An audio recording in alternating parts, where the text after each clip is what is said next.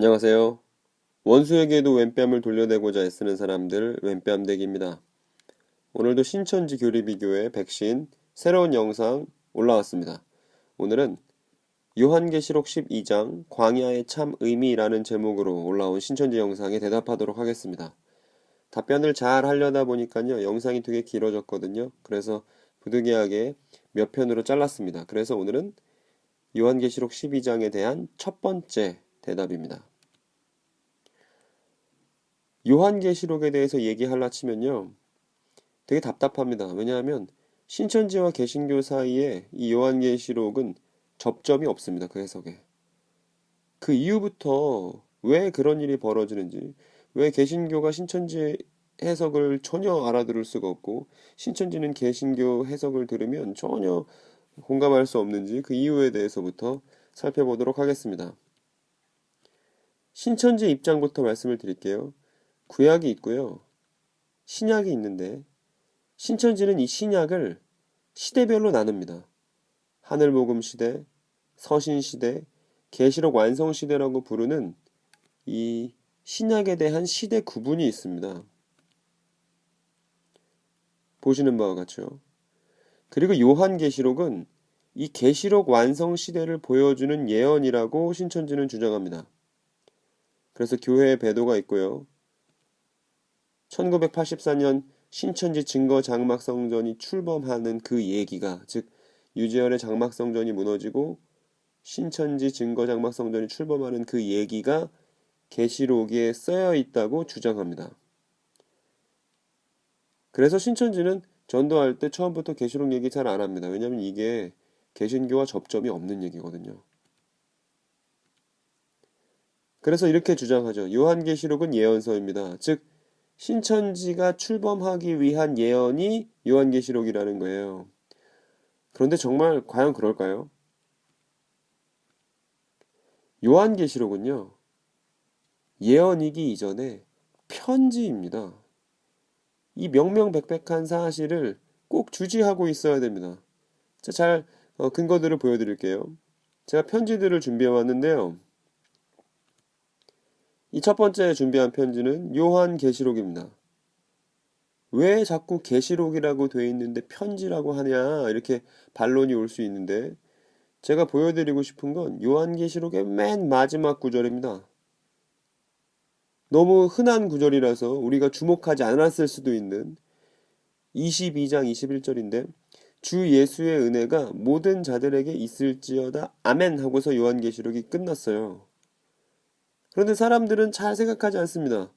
특히 신천지인들은 관심이 없어요. 뭐에 관심이 없냐면 이 요한계시록 맨 마지막 절이 편지의 끝인사라는 사실을 잘 모릅니다. 정말 그러냐고요? 다른 편지들을 보여드릴게요. 로마서, 바울이 로마에 쓴 편지를 갖고 왔습니다. 맨 마지막 장 마지막 절에 이렇게 써 있습니다. 지혜로우신 하나님께 예수 그리스도로 말미암아 영광이 세세 무궁토록 있을지어다. 아멘. 이렇게 쓰였습니다. 되게 비슷하죠? 그럼 로마서만 그런 거 아닙니까? 이럴 수도 있잖아요. 고린도전서도 갖고 왔어요. 주 예수 그리스도의 은혜가 너희와 함께하고 나의 사랑이 그리스도 예수 안에서 너희 무리와 함께할지어다 그랬습니다. 계속 뭐뭐 할지어다. 앞에도 볼까요? 있을지어다. 있을지어다 이렇게 끝납니다. 이게 신약 시대에 교회가 보내는 편지의 끝인사였습니다. 데살로니가전서도 갖고 왔거든요. 우리 주 예수 그리스도의 은혜가 너희에게 있을지어다 이렇게 끝납니다. 즉 지금 여러분들이 눈에 보고 계신 요한계시록, 로마서, 고린도전서, 데살로니가 전서는 모두 편지의 끝 인사로 마무리가 되고 있습니다. 그래서 요한계시록도 편지입니다. 그렇다고 제가 요한계시록이 계시가 아니라는 얘기하는 건 아닙니다. 계시의 내용을 담고 있는 편지인 거예요. 그런데 이 요한계시록 전체가 어떤 장르인지 아는 것은 대단히 중요합니다. 요한계시록은요, 편지로서 그 당시에 회람되었던 책입니다. 즉 돌려받던 편지인 것이죠. 그러면 1장 4절에 이렇게 써 있습니다. 요한은 아시아에 있는 7교회에게 편지하노니 라고 써 있습니다. 그래서 이 1장 4절부터요. 요한계시록 끝날 때 22장 21절까지가 이사야에 있는 모든 내용이 계시이자 편지 내용입니다. 그럼 편지라면 발신자와 수신자가 있을 거 아니에요? 발신자는 반모섬에 갇혀있는 요한이라고 요한계시록에 요한이 밝혀놨죠. 수신자는 누구냐 하면, 이 편지를 받게 되는 수신자는 누구냐 하면 이 예언의 말씀을 읽는 자와 듣는 자들과 그 가운데 기록한 것을 지키는 자들이 바로 이 편지의 수신자입니다. 여기서 신천지와 개신교의 해석이 완전히 갈라집니다. 신천지는요, 이 요한계시록 1장 3절이 자기들이라고 주장합니다. 왜냐하면 계시록이 자신들을 예언하고 있는 예언서라고 생각하기 때문이죠. 그러나 그렇지가 않습니다. 요한계시록은 편지입니다. 그것도 신약시대의 편지입니다. 아래 그림을 봐주세요. 그림을 수정해야 되는데 구약이 있습니다. 신약이 있습니다. 그리고 이 신약이 시작될 때, 즉 베드로가 성령을 받고 오순절날 다락방에서 이제 말세다라고 사도행전 2장에 얘기했는데, 그 말세다 이렇게 말하는 건요, 이제 세상 다 망하게 되었다, 내지는 주 재림 때다, 이런 얘기가 전혀 아니고요. 이제는 짐승의 시대가 끝나고 하나님이 다스리는 새로운 시대가 시작되었다는 뜻의 기쁜 소식이 바로 이 말세라는 얘기입니다. 그러나 신천지는 이것을 주재림 때라고 오해하고 있습니다. 거기서 해석이 잘못되기 시작하는 거거든요. 말세가 신약에 들어와서 시작됐습니다. 그리고 이 말세에 대해서 자세한 내용을 알고 싶으시면 요한복음 14장 보혜사의 참 의미, 교리비교 백신에서요, 요한복음 14장 보혜사의 참 의미라고 제가 올려놓은 게 있는데 여기 재생 목록에 걸려 있을 겁니다. 그거를 확인해 주시면 자세한 설명을 들으실 수 있습니다. 계시록이 어디를 차지하느냐? 계시록이 저 신약의 끄트머리에 대한 얘기가 아니고요. 신약 시대 때 돌려보던 편지글이었기 때문에 계시록은 이 신약 전반을 다루는 책이 됩니다. 절대 1984년 이후에 신천지라는 그 집단이 생겨난 걸 예언하는 예언서가 아니고요. 신약 시대 전체를 관통하고 있는 그런 편지가 계시록이 되겠습니다. 요한계시록. 그리고 저 계시라는 말은 그동안에 감춰져 있던 것이 드러났다는 뜻입니다. 그런데 신천지는 반대로 해석해요. 요한계시록이 써졌는데 그것이 이만희 총회장 나타나기 전까지는 또 감춰 있었다고 주장합니다. 그렇지 않습니다. 요한계시록은 이미 예수님에 의해서 밝혀진 것을 요한이 알고서 써서 편지를 보낸 게 요한계시록입니다. 제가 신천지인들이 쓰는 용어를 통해서 말씀드리면, 그러니까 하늘복음 시대가 곧 서신시대고요. 서신시대가 곧 계시록 완성시대고, 그게 바로 우리가 사는 시대인 겁니다. 신약시대인 겁니다. 이 신약을 시대별로 나눠서 약속의 목자가 그때마다 있다고 주장하는 것 자체가 이단들이 많이 쓰는 방법입니다. 근데 이렇게 정리할 수 있죠. 요한계시록은 신약시대의 편지입니다. 이제 그럼 본격적으로 요한계시록 12장 이야기를 시작해 보도록 하겠습니다. 계시록의 이해가 얼마나 다른지 이제 확인하셨죠? 신천지는 요한계시록이 주재림 때만 말하는 예언서라고 주장하지만 개신교는 그게 아니고 신약시대 전체에 대해서 얘기하고 있는 편지라고 얘기하고 있는 겁니다. 거기에 차이가 있습니다.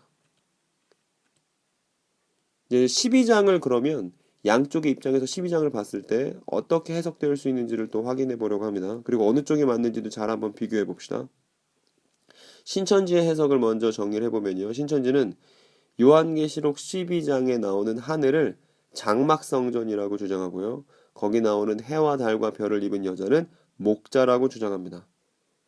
정확히 말하면 그 장막성전을 이끌고 있었던 유재열이라는 사람을 얘기하는 겁니다. 그리고 요한계시록 12장에서 여자가 낳은 아이는 이긴 자 이만희 신천지 총회장이라고 주장합니다. 그리고 마지막으로 그 여자가 도망갔던 광야는, 그 뱀의 얼굴을 피해서 도망갔던 광야는 말씀이 없는 곳이고 그곳으로 도망간 것은 배도라고 주장합니다. 여자의 정체부터 살펴보도록 하겠습니다.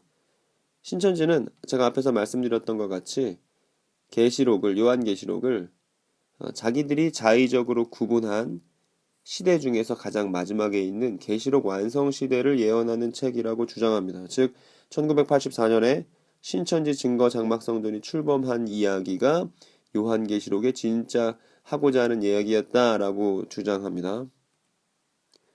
그래서 그 요한계시록 12장에 나오는 하늘은 장막성전이고요. 유재열이 이끄는 장막성전이고 해달별 입은 여자는 그 장막성전의 유재열이다 이렇게 주장합니다. 그런데 요한계시록에 보면 하늘이 정말 많이 나오거든요. 그런데 신천지는 이 요한계시록의 12장의 하늘만 장막성전으로 해석합니다. 일관성이 떨어지는 해석이죠, 일단. 요한계시록의 하늘은 장막성전이 아닙니다. 왜냐하면 요한계시록은 편지이기 때문에 신약시대 전체를 관통하는 편지이기 때문에요. 요한계시록에서 계속 나오고 있는 그 하늘은요. 하나님의 차원을 뜻합니다. 하늘을 하나님의 차원이라고 이해해야 된다고 말하는 이 내용에 관해서는 창세기 1장 빛의 참 의미라는 영상에 제가 대답한 그 영상이 있습니다. 교리비교 백신 첫 번째 영상이거든요. 그걸 확인해 주시면 되겠습니다. 어쨌든 요한계시록의 하늘은 하나님의 차원인데 요한계시록 안에서 하늘이 어떻게 나오냐면요. 먼저는 심판의 진원지로 나옵니다. 즉 번개, 지진, 우박 이런 모든 이 땅에 벌어지는 심판이 하늘에서부터 시작됩니다. 두 번째로는요.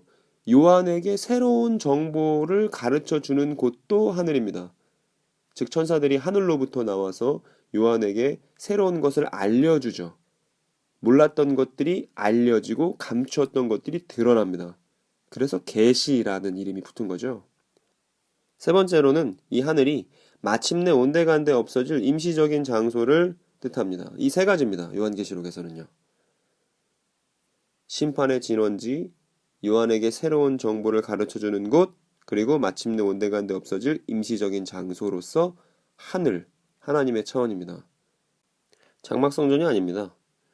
그런데 장막성전이 아니라고 말해도 신천지인들은 안 받아들일 겁니다. 왜냐하면 두 가지 이유 때문이에요. 하나는 계시록을 예언서라고 고집하기 때문입니다. 제가 분명히 보여드렸듯이 계시록은 앞뒤가 다 편지고 계시라는 말은 감춰져 있던 게 드러났다는 뜻이라서 예수님을 통해서 새롭게 알게 된 것을 요한이 편지로 보낸 겁니다. 그래서 이 편지가 신약시대 내내 교회 안에서 읽혔습니다. 그런데 이 편지라는 사실을 인정하지 않고 자꾸 자기네들만의 예언이라고 주장하는데 이때 또 함정에 빠지죠. 어떤 함정이냐면 말세를 잘못 이해하는 겁니다. 말세를 신약이 시작되고 교회가 시작되는 시기로 이해하지 않고요. 주재림 때라고 잘못 읽기 때문에 모든 신약 해석이 어그러집니다. 요한계시록 12장도 마찬가지죠. 요한계시록 12장의 하늘을 신천지가 장막성전으로 잇는 데는 복잡한 이유들이 있습니다. 제가 말씀드린 것 같은. 그런데 이런저런 설명보다 확실한 것은 성경 본문을 보여주는 것이죠. 이 요한계시록 12장을 장막성전 이야기로 이해할 수 없고 유재열 이야기로 이해할 수 없다는 것을 분명히 보여주는 성경 본문이 있습니다. 이사야가 이미 이 여자의 정체에 대해서 예언했기 때문이죠. 54장 얘기입니다. 이 54장을 잘 읽어보시기 바랍니다. 신천지인들에게 간곡히 부탁을 드립니다. 이 이사야서 54장만 잘 읽으면 요한계시록 12장을 정말 제대로 이해할 수가 있습니다. 제가 세 부분으로 나누어서 이사야서 54장을 가져왔거든요. 잘 보시기 바랍니다. 첫 번째, 불임인 여자. 이렇게 써 있어요. 임신하지 못하고 아기를 낳지 못하는 너는 노래해라. 해산의 고통을 겪어본 적이 없는 너는 환성을 울리며 소리를 높여라. 아이를 못 낳아 버림받은 여인이 남편과 함께 사는 여인보다 더 많은 자녀를 볼 것이다. 주께서 하신 말씀이다. 즉 어떤 여자가 등장하는데 이 여자가 임신을 못해요. 아기를 못 낳아요. 그래서 해산의 고통을 겪어본 적이 없어. 그리고 버림받았어요. 그런데 이 여자가 마침내 엄청 많은 자녀를 보게 될 거라고 이사야가 54장 1절에 예언했습니다. 이거 주님께서 하신 말씀이잖아요. 두 번째, 장막 얘기가 나옵니다. 바로 그 뒤에 54장 2절부터 4절인데 너의 장막터를 넓혀라.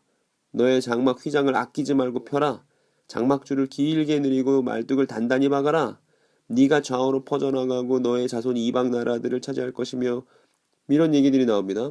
장막을 왜 피라고 하는 거냐 하면 앞에서 임신하지 못했던 여자가 이제 아기를 많이 낳을 거거든요. 그러니까 그 아기들이 살 수 있게끔 장막을 넓게 피고 넓은 공간을 확보하라고 그렇게 얘기하고 있습니다. 두려워하지 말아라.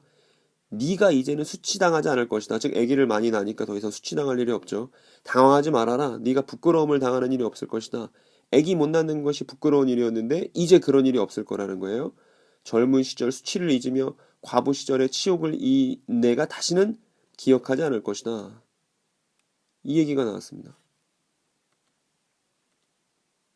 그 다음 수치를 닦아주시는 남편이 등장합니다. 또 바로 뒤에 너를 지으신 분께서 너의 남편이 되실 것이다. 근데 그분이 누구시냐 하면 만군의 주님이세요. 이스라엘의 거룩하신 하나님이세요. 즉 아기 못 낳는 여자가 있었습니다. 근데 이 아기 못 낳는 여자가 마침내 아기를 낳을 수 있게 됐습니다. 아기를 너무 많이 낳아서 장막을 넓힐 정도가 됐어요. 그런데 이 여자의 남편이 하나님이에요. 이게 이사야서 54장이 말하고 있는 바입니다. 그럼 여러분 여기서 이사야서에서 예언하고 있는 이 여자, 임신하지 못했었지만 이제 아이를 많이 낳게 된 그리고 남편이 하나님인 이 여자가 누굴까요? 이사야는 이렇게 말합니다.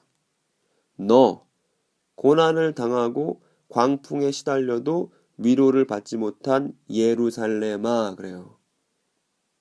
즉 이 여자는 예루살렘입니다. 근데 이 예루살렘은 도시 이름이잖아요. 뒤에 이렇게 써 있습니다. 이제 내가 홍옥으로 벽을 쌓고 청옥으로 성벽 기초를 놓겠다. 즉 예루살렘은 하나님의 사람들, 하나님의 공동체를 뜻하는 겁니다. 즉 하나님의 공동체가 올바른 사람을 낳지 못했는데 하나님의 올바른 사람들을 출산하기는커녕 죄 짓고 버림당했는데 다시금 하나님께서 이 여자를 불러주시고 찾아오셔서 이 여자가 애를 낳게 되는 겁니다. 그래서 하나님과 이 여자 사이에 재혼이 벌어지는 거죠. 이게 이사야가 예언한 겁니다. 54장에. 근데 잘 보시면 이제 다음 본문을 잘 보시면 지금 우리가 봤었던 이사야서 54장과 지금 우리가 보게 될 본문이 대단히 유사하다는 사실을 발견할 수 있습니다. 요한계시록입니다. 신천지 여러분. 먼저 신부된 여자가 등장합니다. 21장인데요. 나는 새하늘과 새 땅을 보았습니다. 이전의 하늘과 이전의 땅이 사라지고 바다도 없어졌습니다. 그 다음에 우리가 이사야서 54장에서 봤었던 그 예루살렘이 등장합니다. 물론 앞에 새 자를 붙이고 나는 또 거룩한 도성 새 예루살렘이 남편을 위하여 단장을 신부같이 차리고 하나님께로부터 하늘에서 내려온 것을 보았습니다. 그랬어요. 그 다음 예상할 수 있죠.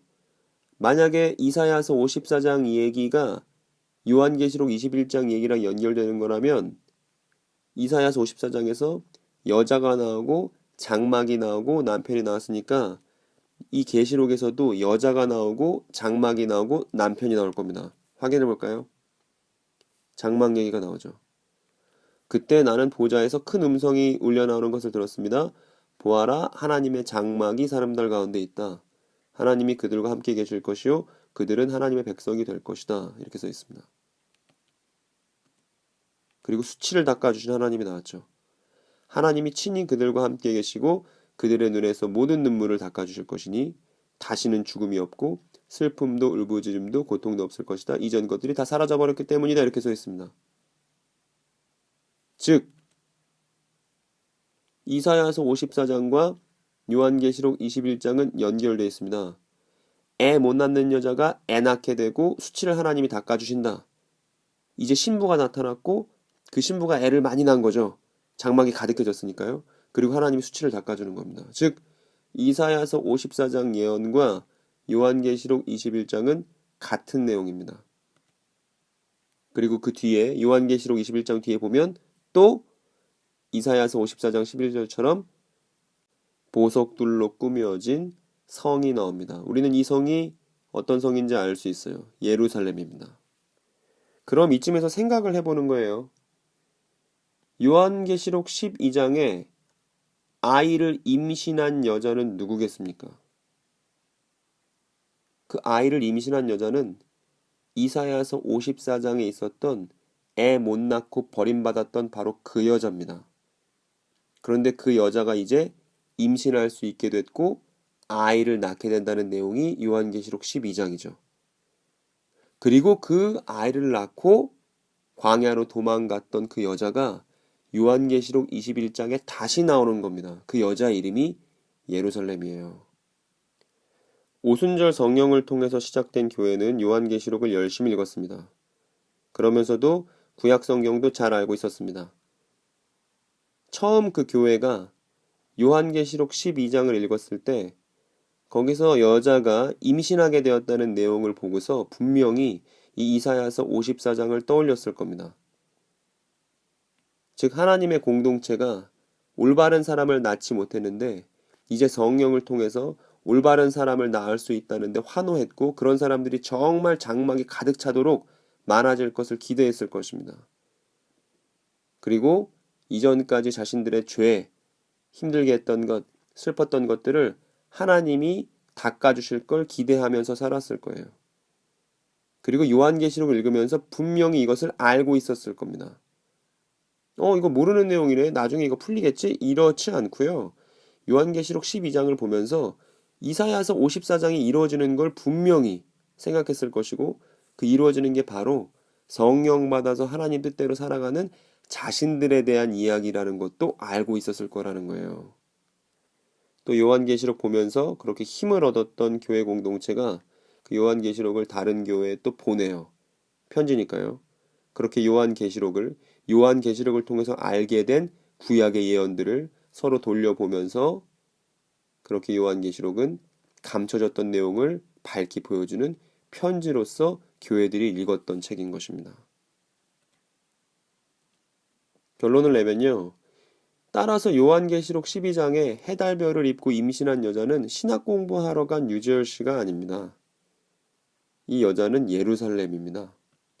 그런데 예루살렘 하면 구약 백성이냐 신약 백성이냐 이런 얘기 할 거 아니에요. 그런데 계시록에 나오는 새 예루살렘은 구약의 하나님의 백성 더하기 신약의 하나님의 백성을 가리키는 표현입니다. 이 사람들이 하나님의 장막에 가득 차게 되고 불임이라서 생명을 출산할 수 없었던 여자를 통해서 마침내 태어나게 되는 하나님의 자녀들입니다. 요한계시록에 이렇게 써있죠. 그 문들 위에 이름 썼으니 이스라엘 자손 12지파 있고요. 그 다음 절에 보면 12기초석 있고 그 위에는 어린 양의 12사도의 12이름이 있더라 이렇게 써 있습니다. 즉 구약의 하나님의 백성, 신약의 하나님의 백성의 표현이 새 예루살렘이고 이 새 예루살렘이 마침내 하나님의 사람들을 낳을 수 있는 그 여자였던 겁니다. 옛날에는 그러지 못해서 불임 여성이었지만 하나님과 다시금 결혼해서 새 생명을 출산할 수 있는 하나님의 거룩한 공동체가 된 것입니다. 새 예루살렘입니다.